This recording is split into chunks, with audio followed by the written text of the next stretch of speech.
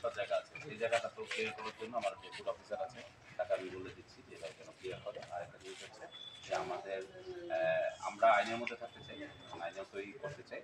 তো আমরা এটা আশা করি খুব দ্রুত এটার একটা মানে যেটা নিয়ে আমাদের বিভিন্ন ধরনের ইয়ে হচ্ছে সেটা আমরা খুব দ্রুত একটা এটার সমাধানে যাবো। ঠিক আছে, তো তুমি আপাতত কষ্ট আছে এই কষ্টটা ইয়ে রাখো, আমি ইনশাল্লাহ এটা করতে পারবো। ঠিক আছে, ওকে, দ্রুত সম্ভব এটা স্বচ্ছতার ভিত্তিতে একটা সিদ্ধান্ত আসবে। এটা উপরে স্যাররা আমাদেরকে জানাইছেন, স্যারও সেটা আমাদেরকে আশ্বস্ত করেছেন। এখন তার ভিত্তিতে আপাতত আমরা কর্মসূচি স্থগিত রাখতেছি। আসলে এই যে আপনার যে 66 জন আবেদন করছে, এই যে বাতিল করা হয়েছে 27 জন, এই 27 জন কি কারণে বাতিল করছে? ওনার বলেছি যে আমরা যে স্বচ্ছতার কথাগুলো হচ্ছে সেগুলোতে স্বচ্ছতা আনার আমরা স্বচ্ছতার মাধ্যমে আমাদের যে খাদ্য কর্মকর্তা আছেন আমাদের সাথে অসৌজন্যমূলক আচরণ করেছেন, ফোনেও করেছেন, ব্যক্তিগতভাবেও করেছেন। ওনারা আমাদের সাথে বসার কোনো পরিস্থিতি তৈরি করেননি। স্যার আমাদের সাথে বসছেন, কথা বলছেন। একজন সরকারি কর্মকর্তা হিসেবে খাদ্য কর্মকর্তা যেরকম আচরণ করে তাহলে দেশের খাদ্য পরিস্থিতি কেমন আপনারা বোঝেন। উনি আমাদের সাথে যে কথা বলেছেন কথার সাথে ওনার কাজের কোনো মিল নাই। আমরা চাই এই ধরনের খাদ্য কর্মকর্তা বদলগাছিতে না থাকুক। বদলগাছির মানুষ শান্তিতে কার্যক্রম পরিচালনা করুক, উনি এখান থেকে চলে যাক। এটা আমাদের একটা দাবি। আপনাদের সাংবাদিকদের কাছে অনুরোধ, আপনাদের দাবিটা তুলে ধরবেন। ধন্যবাদ। এবং আমরা চাই যে ভবিষ্যতেও যাতে এইরকম কোনো কর্মকাণ্ডে আবার পূর্বের মতো করে কোনো ধরনের কোনো বিশৃঙ্খলা না সৃষ্টি হয়। যে যে সেক্টরে এইরকম দিক আসবে আমাদের ছাত্র জনতা থেকে শুরু করে সাধারণ জনগণের যেগুলো অধিকার, এই অধিকারের লক্ষ্যে যেগুলো প্রশাসন যেভাবে দায়িত্ব আছে তিনারা যেন সেই সকলভাবে। আমি ফাইনালি আরেকটা কথা বলে দিই, আমরা হয়তো আমরা সিদ্ধান্ত মোটামুটি এটা পৌঁছে যাচ্ছি যে আমরা আবার সুপারিশ করে মানে আবার কমিটি ইয়ে করে জেলায় পাঠাবো, জেলা থেকে অনুমতি নিয়ে যদি আমাদের আইনত যে লটারির বিষয়টা সেটা আমরা করতে পারি। এটা এখন সিদ্ধান্ত আসছে।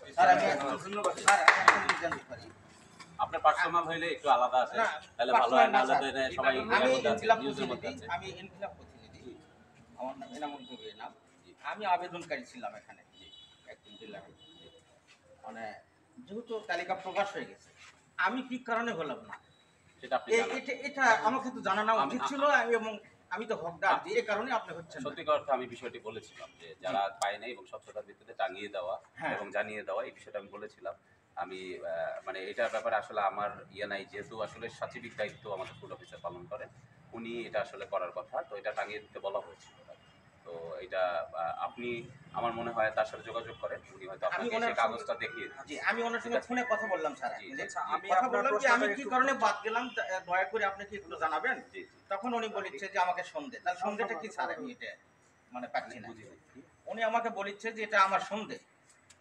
তাহলে সন্দেহটা কি আমি ওনার কাছে জানতে চাইলাম। সন্দেহভাবে আপনাকে বাতিল করেছেন, এটাই তো সন্দেহ আচ্ছা প্রকাশ করলেন। আমার কাছে রেকর্ডিং আছে স্যার। আমি সন্দেহ উনি এটা ব্যক্ত করবেন আপনার কাছে, আপনি যাবেন।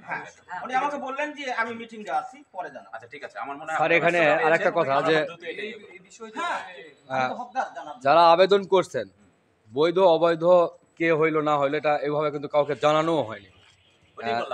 যে 66 জন আবেদন করছে তার মধ্যে যেটা আমরা তথ্য পাইছি পরে যে 39 জন বৈধ আর 27 জন হচ্ছে অবৈধ। তাহলে অবৈধ কারা বা বৈধ কারা এটা তো জানানো উচিত। তাহলে এটা কি কারণে জানানো না? ওনাকে নির্দেশনা দিয়েছিলাম এবং আপনারা জানেন কিনা যে আমি ইতিমধ্যে কিন্তু অনেক কারণ দর্শিয়েছি। এই যে দুটো অভিযোগ আসছে আমাদের কাছে, ওই দুটার ব্যাপারে আমি তাকে কারণ দর্শিয়েছি এবং কারণ দর্শানোর উত্তর দিয়েছেন। আমি ওই উত্তরের ব্যাপারেও পরবর্তী ব্যবস্থা। ঠিক আছে, ধন্যবাদ। সাংবাদিক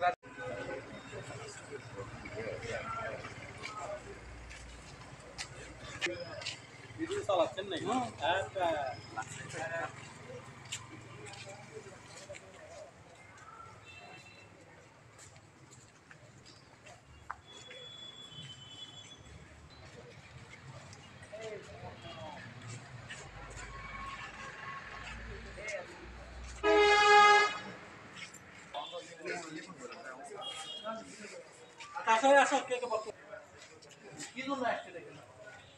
আমরা আসছি মূলত এই যে আমাদের বদলগাছি উপজেলার বিভিন্ন ইউনিয়নের বিভিন্ন এই খাদ্য অধিদপ্তরের যে ডিলারশিপের যে মানে যে ডিলারশিপটা হয়েছে এটা সম্পূর্ণ আমরা বৈষম্য বিরোধী ছাত্র আন্দোলন এবং বদলগাছি উপজেলার আমরা সাধারণ যারা জনতা আছি আমাদের সেটা সমস্ত কিছু আমাদের অজানাতে এবং পূর্বের ন্যায় পূর্বে যেভাবে এই ডিলারশিপটি পরিচালনা হতো সেই পূর্বের ন্যায় এইভাবে পরিচালিত হচ্ছে।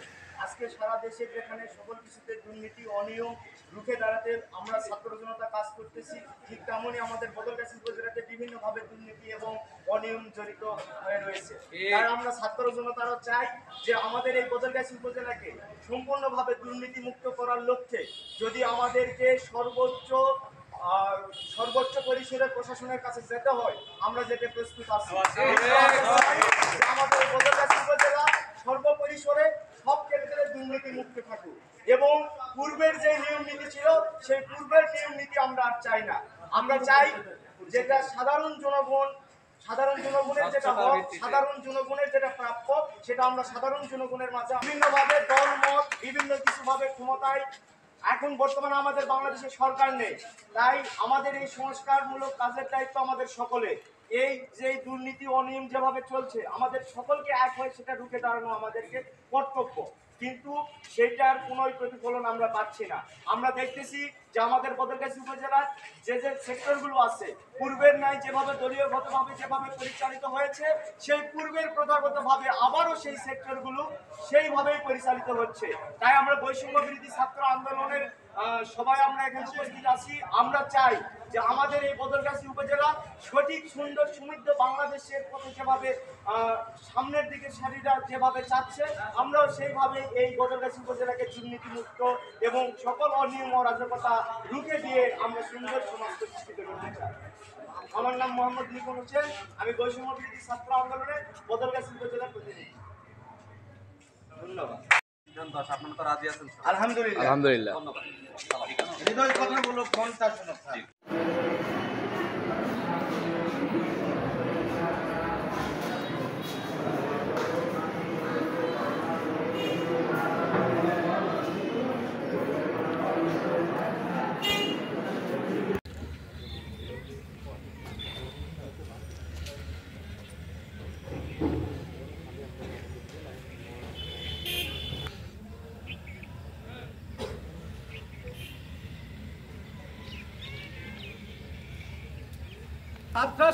ঠিক 7টার সময় ভোট শুরু হবে, আর 5 মিনিট বাকি আছে। আপনারা লাইনে চলে আসবেন। 7টা বাজলেই কিন্তু আমরা ভোট শুরু করব। পোলিং এজেন্ট বা যারা রয়েছেন তারা সঙ্গে ফোন আবার অন করতে পারবেন, কোনো অসুবিধা নেই, ঠিক আছে? আর একটা টাইমে একজন এজেন্ট ভেতরে থাকবেন, আর একজন একাধিক জন তারা বাইরে থাকবেন, একটু এটা নিয়ম অনুযায়ী। তো সবাইকে আমাদের কাজে অসুবিধা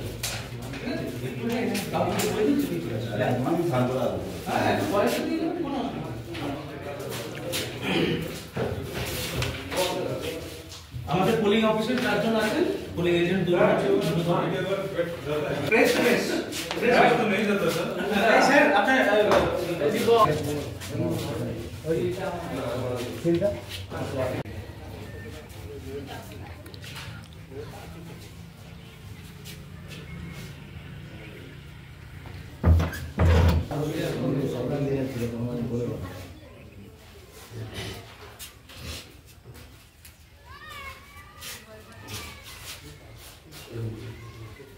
आपको क्या आइडिया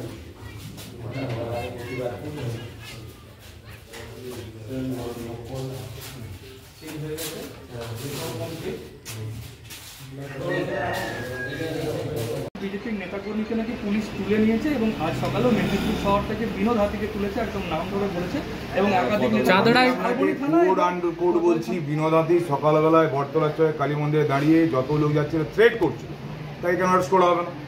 ওই আমার তৃণমূল কংগ্রেসে থ্রেট করেছে, একটা ছবি দেখা, তৃণমূল কংগ্রেস আমাদের মেদিনীপুর শহরে দাঁড়িয়ে দাঁড়িয়ে থ্রেট করছে বটতলায় সকালবেলা থেকে, সকালবেলা 6:30 থেকে নয় 6টা থেকেই বিনোদ হাতির ব্যাপারে বারবার কমপ্লেন আসছিল যে কালী মন্দিরের সামনে দাঁড়িয়ে থ্রেট করছে। তো এই কালচারটা তো মেদিনীপুরের নয়, পিসফুলি ভোট হোক না, মানুষ তো মানুষের ভোট দেবে।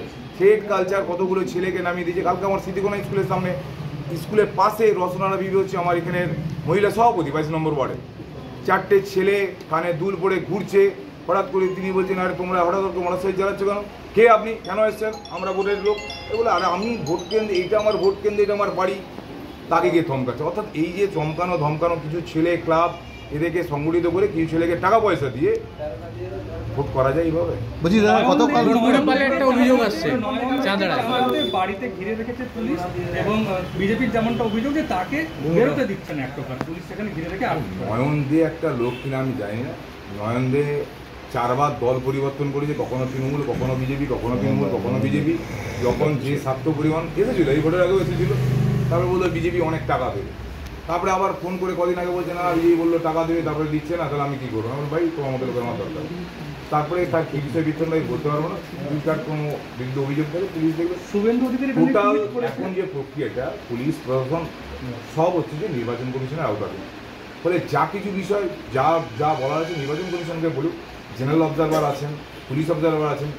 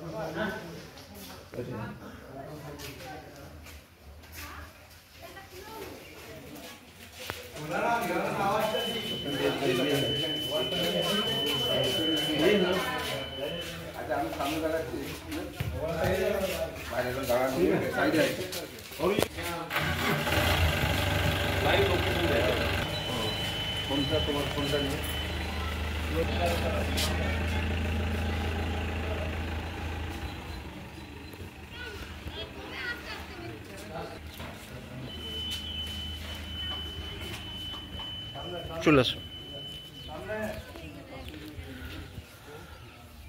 চলুন ওইদিকে চলুন।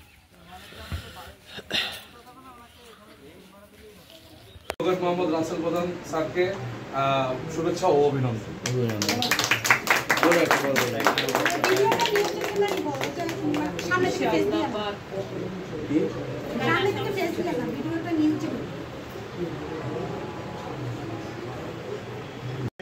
যারা আজকের এই সুন্দর অনুষ্ঠানের আয়োজন করেছে, আমরা 3 জন এখানে যারা আমি সহ রাসেল প্রধান এবং অ্যাডভোকেট আবু রায়হান, আমরা 3 জন জাতীয়তাবাদী আদর্শে বিশ্বাসী এবং আমরা 3 জনই ছাত্র দলের রাজনীতি দেখে আজকে এই পর্যায়ে এসেছি। আমাদের চেতনায় চিন্তায় জাতীয়তাবাদী আদর্শ। আপনারা এখানে যারা আজকে উপস্থিত হয়েছেন আপনারাও জাতীয়তাবাদী আদর্শ। প্রথম বাংলাদেশ শেষ বাংলাদেশ। আমাদের শহীদ রাষ্ট্রপতি জিয়াউর রহমানের একটা উক্তি যেটা আমাকে সবসময় আন্দোলিত করে। তিনি বলেছিলেন যে দেশের বাইরে আমাদের বন্ধু আছে কিন্তু কোনো প্রভু নাই। বাংলাদেশি জাতীয়তাবাদ এবং ইসলামী মূল্যবোধ এটি হচ্ছে আমাদের স্বাধীনতা সার্বভৌমত্বের গ্যারান্টি। এবং আজকে যে 24 সালে যে বিপ্লব হয়েছে, স্বৈরাচারের পতন হয়েছে, ছাত্র জনতা যারা জীবন দিয়েছে, আমরা তাদের আত্মার প্রতি গভীর শ্রদ্ধা জ্ঞাপন করি এবং তাদের আত্মার মাগফিরাত কামনা করি। এবং আশা করি আপনাদের প্রতি আমার অনুরোধ থাকবে যে এখন থেকে আমরা রেগুলার উপস্থিত থাকবো ইনশাল্লাহ। এই কলেজে প্রত্যেকটা প্রোগ্রাম জাঁকজমকপূর্ণভাবে পালিত হবে। আইন কলেজের ঐতিহ্য ছিল, আমি কলেজের ছাত্র ছিলাম, আমাদের সময় এই ছাত্র সংসদ ছিলাম, ছাত্র সংসদ। এই আইন কলেজের যে ঐতিহ্য ছিল আমরা চেষ্টা করব এই আইন কলেজের ঐতিহ্য আবার ফিরিয়ে আনার জন্য। এবং আপনারাও চেষ্টা করবেন যে আপনাদের মতাদর্শে যারা বিশ্বাসী তারা যে বেশি বেশি আইন কলেজে ভর্তি হয়। ভর্তি হলে ওইটা আরও আইন কলেজটা আরও সমৃদ্ধ হবে। পরিশেষে আপনারা এই রাত্রবেলায় কষ্ট করে এখানে এসেছেন এবং আমাদেরকে যে আজকে সম্মানিত করেছেন, এই জন্য আপনাদেরকে আবারও অন্তরের অন্তঃস্থল থেকে ধন্যবাদ জানাই। সবচেয়ে বড় কথা হচ্ছে যিনি দিদারুল আলম ভূমিদস্যু, ওনার একটু করে 2-1টা জিনিস ওনার ফলো আপ করা উচিত দরকার বলে আমি মনে করি। এই জন্য উনি ইউনিয়ন ভূমি এসে চিকুনডন্ডি ছিলেন, উনি কাঠতলি ছিলেন, উনি এখন টিসির হাট আছে। প্রশ্নে আসেন, আমার কথা হচ্ছে 499 পরিবার বসে থাকবে না। আপনারা কি সরকারিভাবে কোনো নিষেধাজ্ঞা পাইছেন কিনা? না, আমরা সরকারিভাবে তেমন কোনো নিষেধাজ্ঞা পাই নাই। উনি আমাদের বিরুদ্ধে আমাদের 499 পরিবারের বিরুদ্ধে একটা পিএমসি মামলা করছে। পিএমসি মামলা করার পর কোর্ট থেকে একটা অস্থায়ী একটা আমাদের কাছে নিষেধাজ্ঞা পাঠাইছিল। অস্থায়ী নিষেধাজ্ঞাটা কতদিনে ছিল? এটা 7 ডেজ, এটা চলে গেছে। Only 7 days. এখন বন্ধ রাখছি যে আমরা না, ওনার ভয় মানে অবশ্যই উনি জায়গাটা যাকে ট্রান্সফার করছে ওরা আমাদেরকে বিভিন্ন ধরনের হুমকি টুমকি থেকে শুরু করে যাওয়ার পথে, যেহেতু আমরা পটিয়া বলখালি সড়ক দিয়ে যাওয়ার পথে আমাদের যে মেন রুট ওই দিক দিয়ে যাওয়ার পথে উনি বলতেছে আমাদেরকে নামিয়ে লুটিং মারবে বলে আমাদেরকে হুমকি টুমকি দিচ্ছে। এই বই আপনারা বন্ধ রাখছেন? আমরা এই বইও বন্ধ রাখছি। আমরা শান্তি সম্প্রীতি চেয়েছিলাম, কিন্তু শান্তি সম্প্রীতি করতে গিয়ে উনি গতকালকে আমাদের সাথে বড়ি গেছে, কিন্তু উনি এমন ভাবে আমাদেরকে বলতেছে আমাদের 5টা পরিবারকে উনি পাট করে ফেলবে বলতেছে, এবং উনি এটাও আমাদেরকে হুমকি টুমকি দিচ্ছে যে আমরা উনি এখানে। ওনার নাম ফরিদুল আলম। বাড়ি হচ্ছে 13 নং দক্ষিণ বুশি ইউনিয়ন, ডেঙ্গাপাড়া ওনার বাড়ি। আর সবচেয়ে বড় কথা হচ্ছে যে দিদারুল আলম, এই আমাদের 499 পরিবারের বিপক্ষে গিয়ে যে দিদারুল আলম, উনি আমরা যখন এই আমাদের প্রাক্তন কবরস্থানটা যখন আমরা সংস্কার করার জন্য বলেছিলাম, আমরা তাদের থেকে যখন জায়গাটা কিনছিলাম তার সাথে কথা বলছিলাম, উনি বলছে যে উনি নিজে আমাদেরকে বাদ দিয়ে উনি জায়গা ক্রয় করছে। ক্রয় করার পর যখন আমরা সমাজ একত্রবদ্ধ হয়ে গেলাম, উনি কি করছে, উনি এটা ওই 13 নং দক্ষিণ বুশি ইউনিয়নের মানুষটাকে পাওয়ার দিয়ে উনি এটাকে আবার ভিন্ন রূপে কি করতেছে। কারণ হচ্ছে ওনার হচ্ছে কোটি কোটি টাকা, উনি ভূমি অফিসে কোটি কোটি টাকা দুর্নীতি করেছে। আমি মাননীয় ডিসি মহোদয়ের কাছে আমাদের আকুল আবেদন, এই 500 পরিবার থেকে ওনার কাছে আমাদের আবেদন থাকবে, এই দুর্নীতিগ্রস্ত এই ভূমিদস্যুকে আইনের আওতায় এনে, যাতে এটা হচ্ছে আমাদের এলাকার আমাদের 500 পরিবারের দাবি। আর কথা হচ্ছে ওনার বাবা, আমরা যতটুকু জানি এখানে বৃদ্ধ মানুষরা রয়েছে, ওদের কাছ থেকে আপনি প্রশ্ন করলে জানতে পারবেন স্বাধীনতার 50 বছর পর এসে উনি এখন স্বাধীন মুক্তিযুদ্ধের কথা বলতেছে। আসসালাম।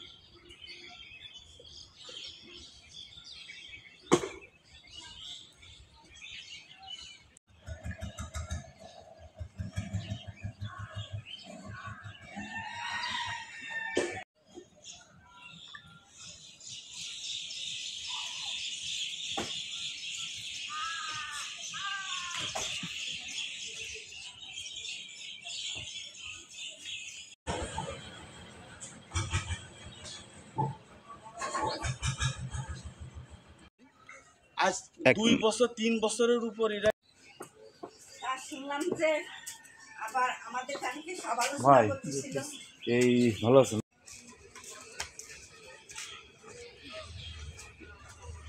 এই গাঙ্গে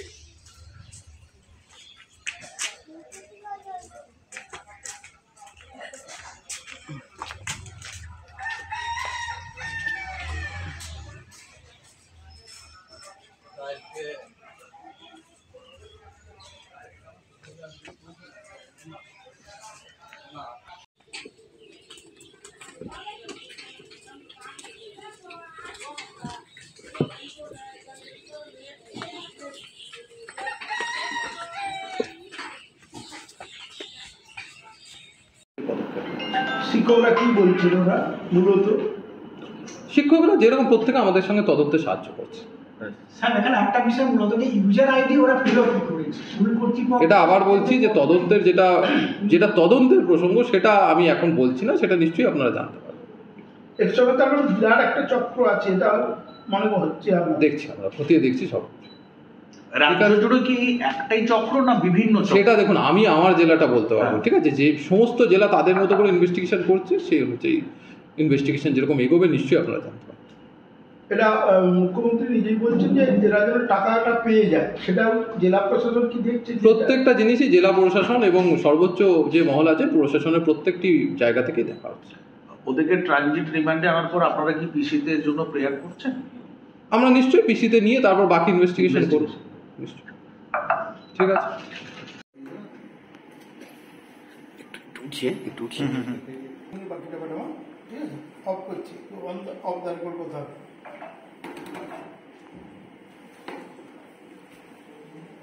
ঠিক আছে অফ অফ করো।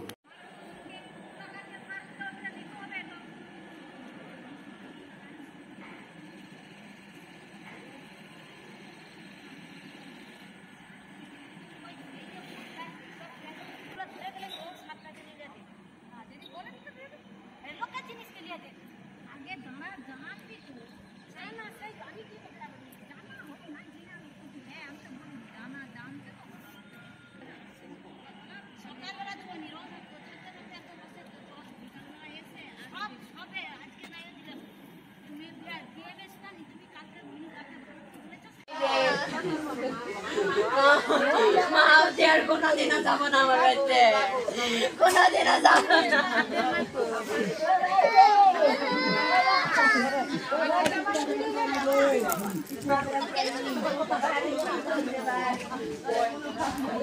ও বাইরে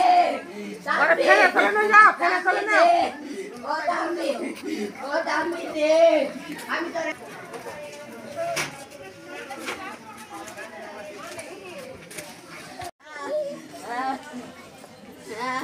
ও ভাই রে, ও ভাই, ও ভাই, ও ভাই রে, ও ভাই, ও ভাই রে, ও ভাই রে, তুই কিভাবে শেষ হলি রে, তুই কিভাবে শেষ হলি?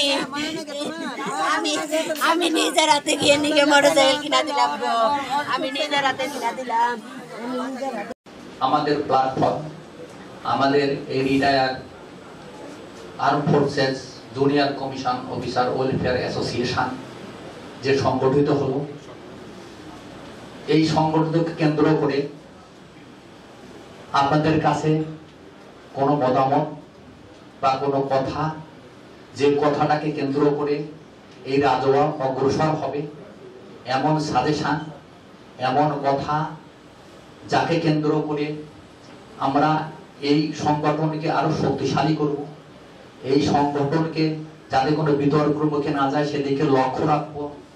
গঠনমূলক যদি কোনো বক্তব্য থাকে সেই বক্তব্য বা কথা আপনাদের কাছে আমি আহ্বান করছি। রংপুর অঞ্চলে বসবাসরত সকল জেসিও স্যারগণকে একটি সম্মানের জায়গায় সমবেত করে আমাদের পারস্পরিক সম্পর্কের জায়গাটি আরো সুদৃঢ় করা এবং সকলের ঐক্যমত্যের ভিত্তিতে একটি জেসিওস প্ল্যাটফর্ম তৈরি করার প্রচেষ্টা মাত্র।